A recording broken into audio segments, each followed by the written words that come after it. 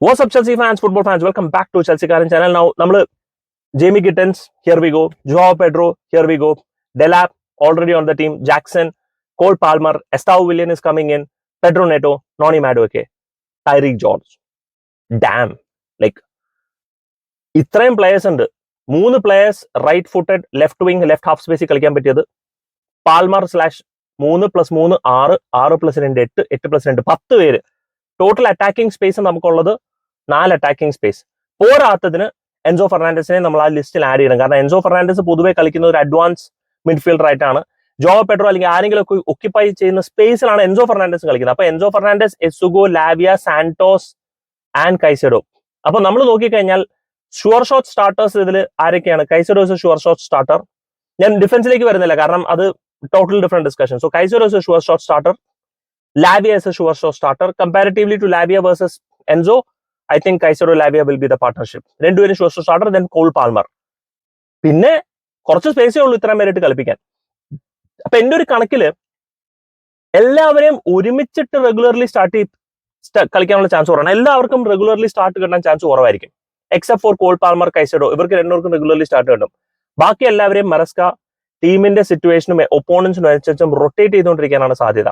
ചിലവർക്ക് സബ്സ്റ്റിറ്റ്യൂട്ടിൽ മിനിറ്റ്സ് കിട്ടും, ചിലപ്പോൾ അവർ അടുത്ത കളി കളിക്കും, അടുത്ത കളി സബ്സ്റ്റിറ്റ്യൂട്ട് ചെയ്യും, ചിലപ്പോൾ അവർ ഡിഫറെന്റ് പ്രൊഫൈലിൽ കളിക്കും, ഡിഫറെന്റ് റൊട്ടേഷനിൽ കളിക്കും. Somebody will play as a false 9 depending on the situation. ചിലപ്പോൾ Joao Pedro will play as a left winger. Jamie ഗിറ്റൻസിനെ പകരമായിട്ട് അവിടെ കളിപ്പിക്കും. So maybe Enzo Fernandez. So there will be a lot of rotation. In short, മറസ്കയ്ക്ക് attacking options ഒരുപാട് combinations കൊടുക്കാൻ വേണ്ടിയിട്ടാണ് ഇത്രയും പ്ലേയേഴ്സ് ഉള്ളത്. Now in theory fantastic, looks good. നമുക്ക് ഒരുപാട് പ്ലേയേഴ്സ് ഉണ്ട്, നമുക്ക് ഒരുപാട് കോമ്പിനേഷൻസ് ട്രൈ ചെയ്യാം. പക്ഷെ പ്രാക്ടിക്കലി അത് എത്രത്തോളം ഇമ്പാക്ട്ഫുൾ ആവും എന്നുള്ള സംശയം എന്റെ മനസ്സിലുണ്ട്. എന്തുകൊണ്ടെന്ന് വെച്ച് കഴിഞ്ഞാൽ നമ്മൾ ഫുട്ബോളാണ് കളിക്കുന്നത്, നമ്മൾ റോബോട്ട്സ് അല്ല. നമ്മൾ പറമ്പിൽ കളിക്കുമ്പോൾ പോലും നമ്മൾ സ്ഥിരമായിട്ട് കളിക്കുന്ന ഒരു 2 പേരാണെങ്കിൽ നമുക്കൊരു അണ്ടർസ്റ്റാൻഡിങ് ഉണ്ട്. ഈ വ്യക്തി എങ്ങനെ കളിക്കണമെന്ന് നമുക്ക് അറിയാം. ആ വ്യക്തിയുടെ ശൈലി അനുസരിച്ച് നമുക്ക് മൂവ് ചെയ്ത് കളിക്കാം. പെട്ടെന്ന് ഇതിന് പകരം വേറെ ഒരാളെയും കൊണ്ടിട്ട് കഴിഞ്ഞ് കഴിഞ്ഞാൽ നമ്മൾ അത് അഡ്ജസ്റ്റ് ചെയ്യേണ്ടി വരും. സ്ഥിരമായിട്ട് കളിക്കുന്നവരാണെന്നുണ്ടെങ്കിലും ഒരു റിഥം ഉണ്ടെങ്കിൽ ആ റിഥം നമുക്ക് അഡ്ജസ്റ്റ് ചെയ്യാം. ഇൻഫാക്ട് ചെൽസിയുടെ ബെസ്റ്റ് മിഡ്ഫീൽഡ് കോമ്പിനേഷൻ റീസെന്റ് പാസ്റ്റില് ജോർഗീനിയോ കോവച്ചിച്ച് ആയിരുന്നു. ജോർഗീനിയോ വലിയ ഫിസിക്കൽ അല്ല, കോവച്ചിച്ചും വലിയ ഫിസിക്കൽ അല്ല, പക്ഷെ രണ്ടുപേരുടെയും അണ്ടർസ്റ്റാൻഡിങ് വാസ് ബ്രില്യൻ. പിന്നെ കാൺറ്റേന്റെ അവിടെ ഓടി നടക്കാനായിട്ട്. പക്ഷെ ഇവർ രണ്ടുപേരുടെയും double pivot combination was exceptional. They knew how to control games. അതുപോലെ തന്നെ റെഗുലർലി കളിച്ചാലാണ് പ്ലേയേഴ്സിന് ഒരു അണ്ടർസ്റ്റാൻഡിങ് വരിക. ആ അണ്ടർസ്റ്റാൻഡിങ് ഡെവലപ്പ് ചെയ്തെടുക്കാൻ സമയം വേണം. ഓൾറെഡി നമ്മൾ Noni Madueke, Pedro Neto, Cole Palmer, Nicolas Jackson, ഇവരൊക്കെ നല്ലൊരു അണ്ടർസ്റ്റാൻഡിങ് ഉള്ള ഒരു സെറ്റ് ഓഫ് പ്ലേയേഴ്സ് ആണ്. ഇനിയിപ്പോ ഇതിൽ ഡെലാപ്പും വന്നു, ഗിറ്റൻസും വന്നു, ജോവോ പെഡ്രോയും വന്നു. ഇവരെയും നമ്മൾ റൊട്ടേറ്റ് ചെയ്യുന്നു.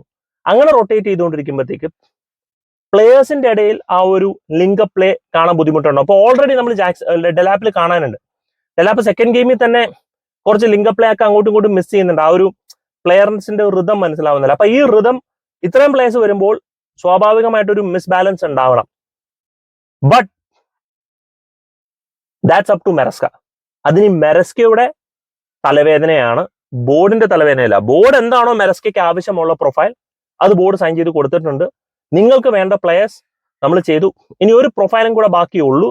That is a proper left back cover. കുക്കുറയ്ക്ക് ഒരു പ്രോപ്പർ കവർ. അതല്ലാണ്ട് വേറെ പ്ലെയറിന് ആവശ്യമില്ല, അൺലെസ് വി സെൽ. അപ്പൊ നമുക്ക് CB-നെ വേണമെന്നുണ്ടെങ്കിൽ we have too many CBs. We have Anselmino, we have Mamadou Sarr, we have Fofana, we have Tosin, we have ചാലബ.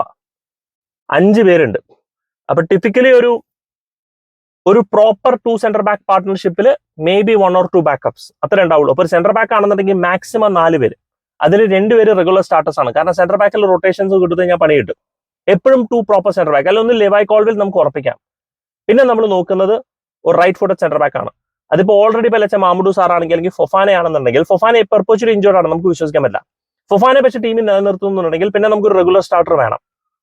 പിന്നെ സ്പോട്ട് ആകൂടെ ഒരു സെന്റർ ബാക്കിന് മാത്രമേ ഉള്ളൂ.